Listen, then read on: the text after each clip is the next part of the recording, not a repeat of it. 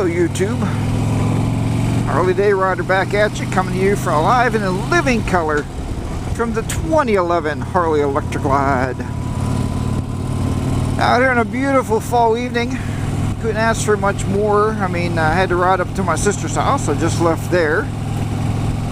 It's her birthday, so I wanted to bring up a birthday card on her birthday. And her road is one of the lovely tar and chip roads. And they did this months ago. And you still got to really watch your backside on it, because it's not like totally sunk into the tar, I guess. You know, it hasn't gotten hot enough. They do this so late in the season that it starts to get cooler at nights, and the tar don't melt enough to get the stone to fall into the tar. So it just stinks, man. It's just an awful ride. But that's where she lives. I wanted to bring the bike up and get the bike out for a little bit. So I took my chances. You know, that's part of riding, I guess, right? We take our chances. But I hate this tar jet. And I just thought it was Pennsylvania, but Sam Smith proved to us that it's also his roads around his house. And it's just absolutely bullshit. We've talked about that before, so I'm not going to beat a dead horse. Anyway, I was watching my old pal today. My old pal, Crazy Cool New Yorker. I got home from work, I seen he posted a video, and I said, I'm going to watch that video.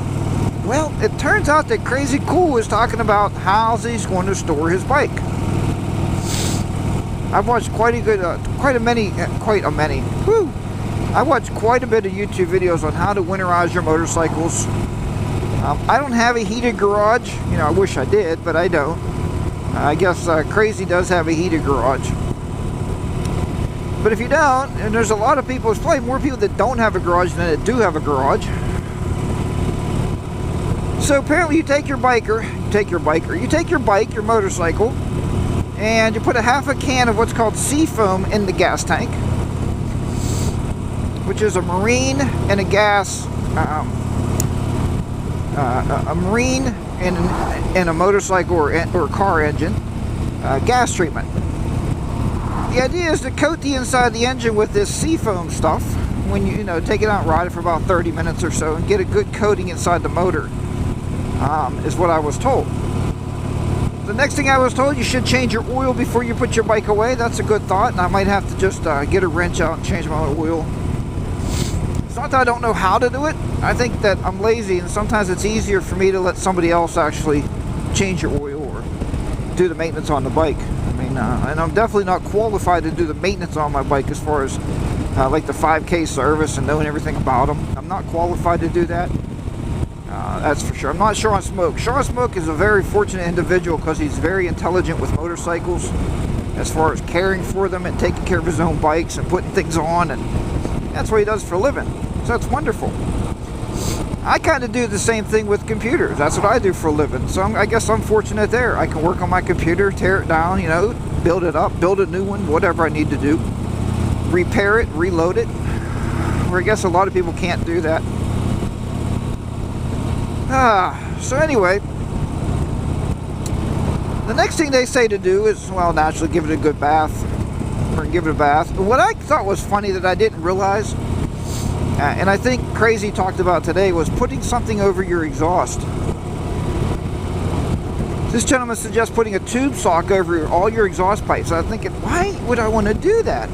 And he answered that in the very next sentence. He said, well, very easily, the reason we do that is because small rodents look for a nice warm place to build their nest in the winter time, because they're cold outside, living outside, and they want to build a nest, so they go in there and they build themselves a little nest.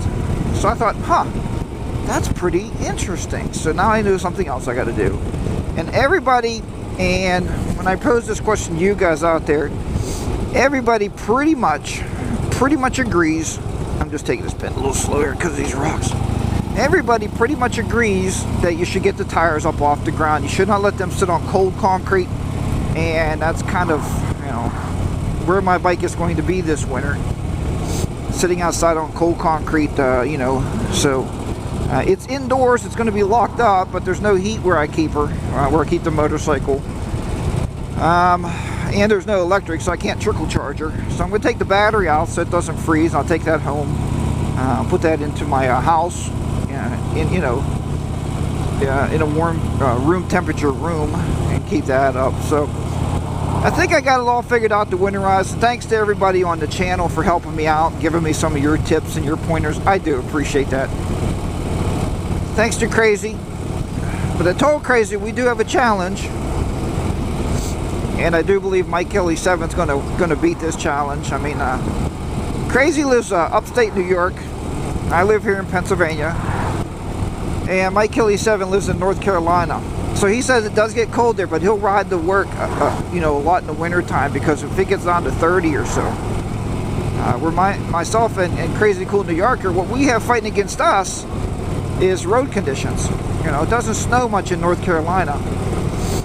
Here in Pennsylvania and also in New York, I mean, it snows, it gets icy, so we can't ride our bikes as much in the winter time. So I didn't say you can't ride them at all. If you're brave enough, if you're a brave soul. I told you years ago I used to ride year-round, and that's a true story. I mean, year-round. I used to ride the bike in snow, ice, hailstones. It didn't matter, because that's the only transportation we had. But anyway, that's when you're young, crazy, and stupid, you know. Then you get older, you get in your 40s and your 50s, and you're like, wait a minute, that's pretty dumb.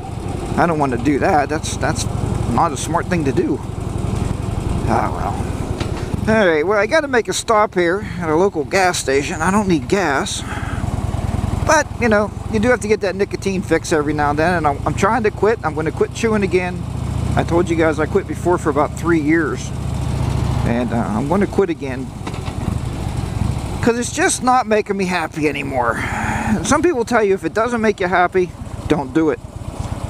So we're going to stop here at this gas station down the road, pick up a can of snuff anyway, just to make sure I have enough. Because when you go to quit cold turkey, what happens is you get really mean, and I don't want to get mean.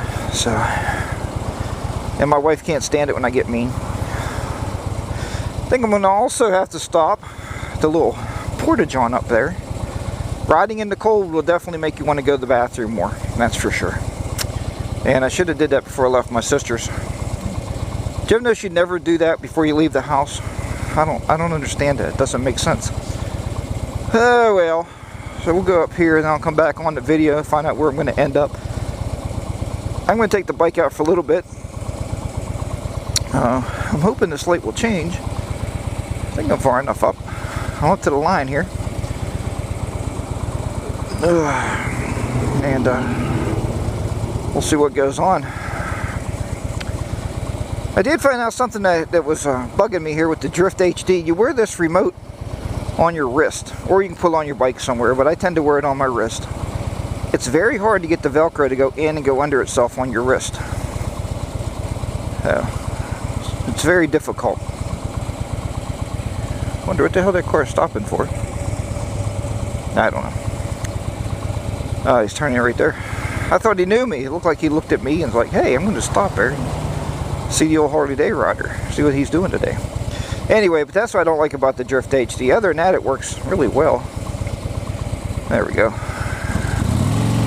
There we go. Alright, let's get out of here. Take a ride up here to this gas station. Then we'll take another little bit longer ride here on better roads. I don't like that gravel up there, so we got off of that.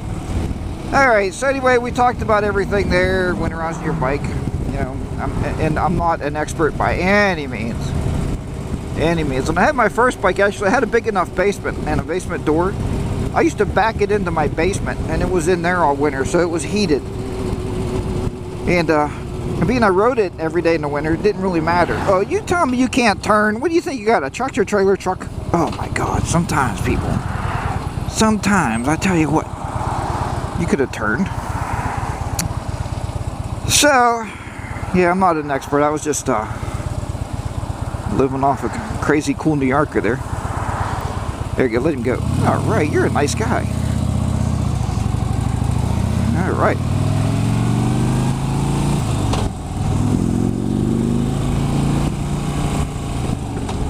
You know, upshift to downshift. That's what life's all about, huh?